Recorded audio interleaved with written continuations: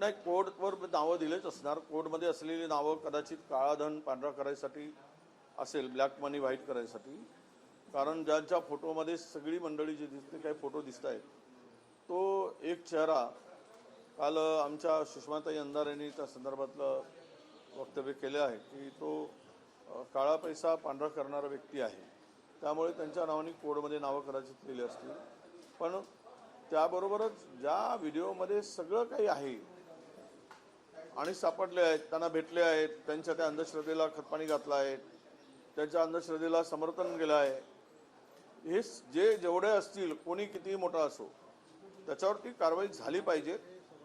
केवळ चाकणकरावर कारवाई झाली म्हणजे कारवाई पूर्ण होत आहे असं नाही. इतर दोषी आहेच, त्यांच्यावर काय कारवाई करायची ते सुरू आहे, त्यांना नोटीस दिलं आहे. परंतु इतरांचं काय, इतर मोठ्या धिन्नांचं काय?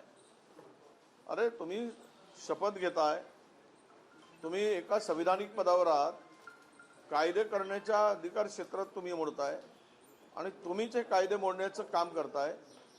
कायदे तयार करणारी मंडळी कायदे मोडायचं जर काम करत असेल तर ते कारवाईस पात्र आहेत. ते मंत्री असू देत, आमदार असू देत, त्या सर्वांवर कारवाई झाली पाहिजे. आणि घरात एक महाराष्ट्राला लागलेला कलंक होत आहे ही घटना म्हणजे. आणि महाराष्ट्राला खरं म्हणजे आत्तापर्यंतच्या इतक्या प्रकरणामध्ये हे महाराष्ट्राची मान शर्मेनं खाली जाईल अशा प्रकारचे खराचं प्रकरण आहे, फार वाईट. आणि या खरातला मोठी करणारी कोण? तर राजकारणी, प्रशासनातील मोठे अधिकारी यांच्यामुळे तो खरात मोठा झाला. मग हे कारवाईपासून दूर कसे? हे कारवाई यांच्यावर केलीच पाहिजे, तर ही चौकशी म्हणजे फेअर आहे असे आम्ही समजू, ते बरोबर चौकशी झाली आहे असं आम्ही समजू. त्यामध्ये कोणाशी पाठीशी घालत नाही सरकार असं त्याचा अर्थ होईल. नाहीतर अर्धवट करून SITच्या माध्यमातून या चौकशीमध्ये काही साध्य होईल असं मला अजिबात दिसत नाही. काल रविवार होता, 200 पेक्षा जास्त GR काढण्यात आले. त्याच्यापेक्षा जास्त काढले गेले. 200 तुमच्या लक्षात आले.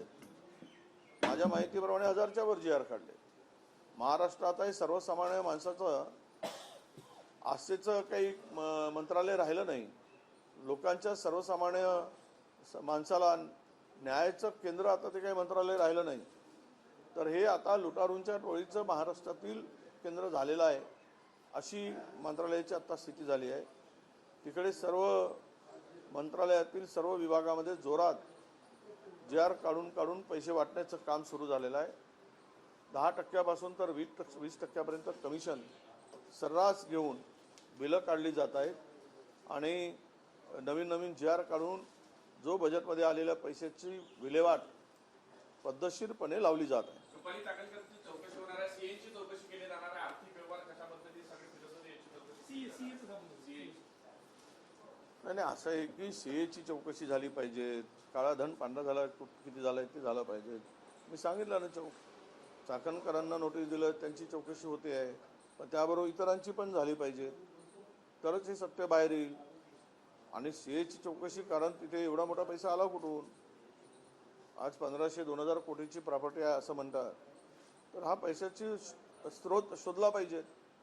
कुणाकडून आला, कसं गेला, यापेक्षाही मोठं होईल.